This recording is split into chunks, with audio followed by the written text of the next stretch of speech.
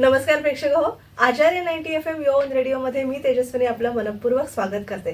स्मरण अहिल्यादेवी या मालिकेत आपण वेगवेगळ्या वक्त्यांना इथे आमंत्रित केलेलं आहे. आपण आचार्य 90 FM स्टुडिओमध्ये आणि आपल्या NG आचार्य आणि DK मराठी कॉलेजमध्ये BMS आणि BFMचे फायनान्सचे फॅकल्टी मेंबर आपल्या सोबत आहेत. दिनार थवी सर आज आपल्या सोबत आहेत. थवी सर, मनपूर्वक स्वागत आचार्य 90 FM स्टुडिओमध्ये. आज आपण राणी अहिल्यादेवी होळकर यांच्याबद्दल या मालिकेतनं सगळ्या त्यांच्या चरित्राचा आढावा घेतोय. आधुनिक काळात आपण जिच्याकडून चिरंतन प्रेरणा घेऊ शकतो अशी ही विरक्त, शिवभक्त आणि कर्तव्यदक्ष देवी अहिल्या आहे. चौंडीसारख्या गावात पेशवे होळकरांची अनुभवी नजर तिला अचूक हेरते काय आणि ती माळव्याची राणी बनते काय? नशिबानं पदरात टाकलेलं दान तिच्या अंगभूत गुणांनी ती लोककल्याणासाठी वापरते काय? सगळंच अद्भुत आणि एकमेवाद्वितीय. अशा राणी अहिल्यादेवी होळकरांबद्दल सरांचा एक लेख आहे, करारी अहिल्याबाई. म्हणजे त्या कशा करारी होत्या आणि उत्तम असं व्यवस्थापन त्यांचा मार्गदर्शन आपण घेऊ शकतो. तर मी सरांना विनंती करते की तुम्ही आपला लेख सादर करावा. धन्यवाद. शूरवीर मल्हाररावांना अहिल्याबाईचा बाणेदार स्वभाव आवडला. आपल्या पुत्राशी तिचा विवाह झाला तर आपल्या एवढ्या मोठ्या जहागिरीची देखभाल अहिल्याबाई समर्थपणे करतील, जहागिरीच्या अमाप दौलतीने भुलून न जाता त्या विरागीपणे त्याची काळजी घेतील असा विश्वास त्यांना वाटला. मल्हाररावांना खंडेराव हा एकुलता एक पुत्र होता. त्यांच्या दौलतीचा तो एकटाच वारस असल्यामुळे त्याचे अतोनात लाडही झाले. लहानपणापासून खंडेराव विलासी स्वभावाचे होते.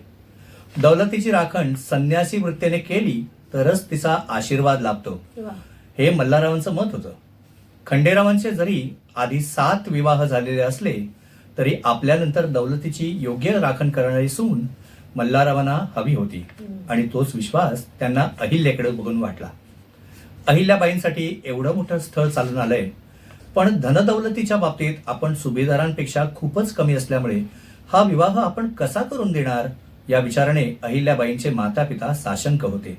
मात्र मल्हाररावांनी या विवाहाची सर्व जबाबदारी माझी असं म्हणून त्यांना चिंतामुक्त केलं.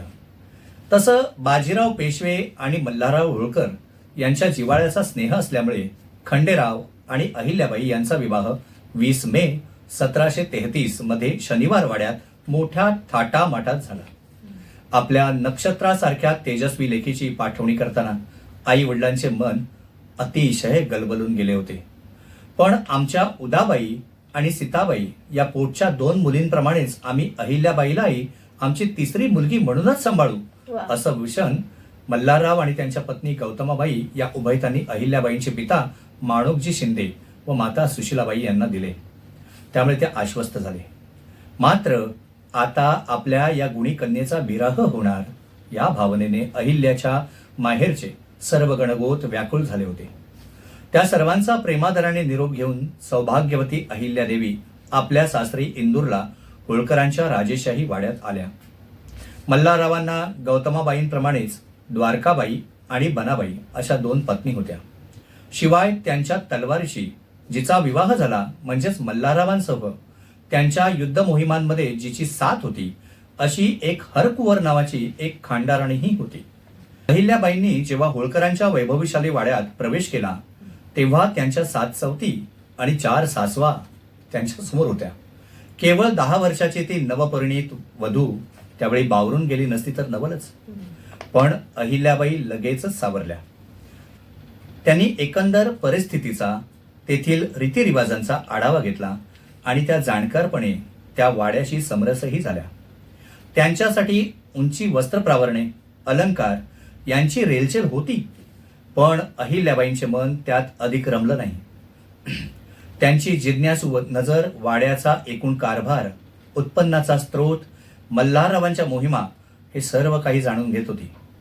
त्यांना स्वतःलाही शस्त्र चालवून मुलूक गाजवण्याची देखील इच्छा होती.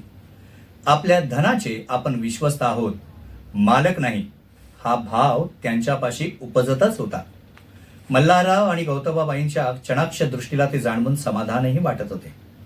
आपल्या सुनेची निवड चुकली नाही हे मल्हाररावांना वारंवार वाटले. निर्गर्वी सेवाभावाने अहिल्याबाई आपल्या सर्व सासवांच्या लाडक्याही झाल्या.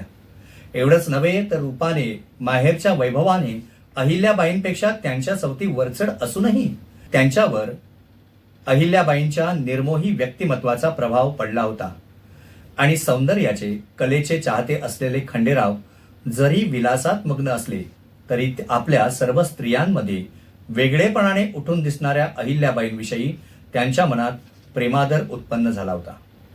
सहधर्मचारिणी म्हणून अहिल्याबाईच आपल्या खरी सोबती आहेत असे त्यांना मनोमनही वाटतही होते.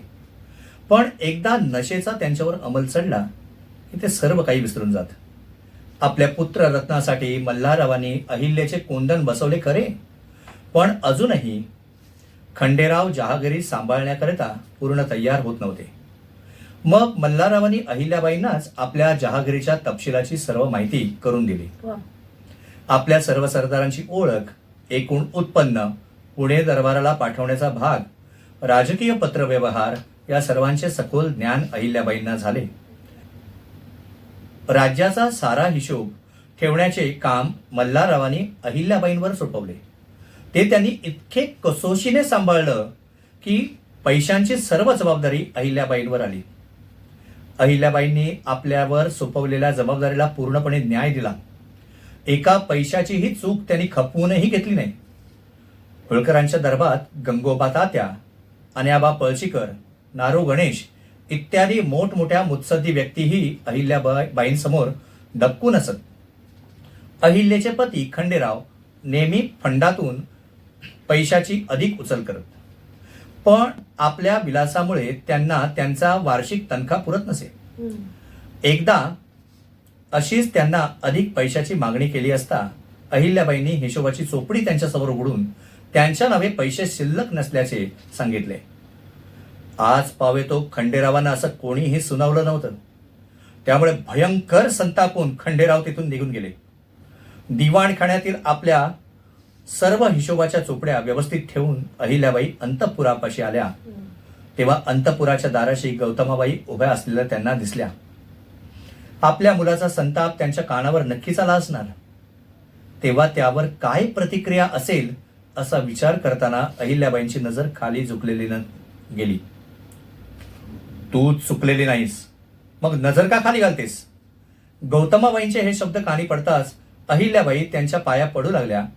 त्यांना वर उचलून गौतमाबाईंनी त्यांच्या कपाळाचे अवघ्राण केले आणि म्हणाल्या, दौलतीला सांभाळायला हा धीरोदत्तपणा फार आवश्यक असतो ग पोरी. खूप छान. आणि तुम्ही फार सुंदर नाट्यमयतेने ते वाचलं, आमच्यासमोर सादर केलं. तुमचे मनपूर्वक आभार थवी सर. प्रेक्षक हो, आज आपण करारी अहिल्यादेवी कशा होत्या त्याबद्दल जाणून घेतलं. एक राणी म्हणून त्यांनी कसं आपलं सगळं संस्थान सांभाळलं ते आपण सगळं जाणून घेतलं. आणि अर्थातच सासू सासऱ्यांचा त्यांना भक्कम असा पाठिंबा होता तोही आपण जाणून घेतला. आणि खरंच आपल्या कुटुंबाचा जर त्या स्त्रीला खूप पाठिंबा असेल तर स्त्री काय भरारी घेऊ शकते हे आपल्या या अहिल्यादेवी यांच्या चरित्रातून आपल्याला उमगतं. प्रेक्षक हो, स्मरण अहिल्यादेवी या कार्यक्रमात आपण दिनार थवी सर यांना समाविष्ट करून घेतलं होतं, जे आपल्या NG आचार्य आणि DK मराठे कॉलेजमध्ये BMS आणि BFMच्या फायनान्स फॅकल्टीमध्ये काम पाहतात. नवीन एका वक्त्यांसह पुन्हा भेटणार आहोत स्मरण अहिल्यादेवी या मालिकेत. तोवर मी तेजस्विनी आपला निरोप घेते. तुम्ही मात्र ऐकत राहा आचार्य 90 FM योर ओन रेडिओ. धन्यवाद. आचार्य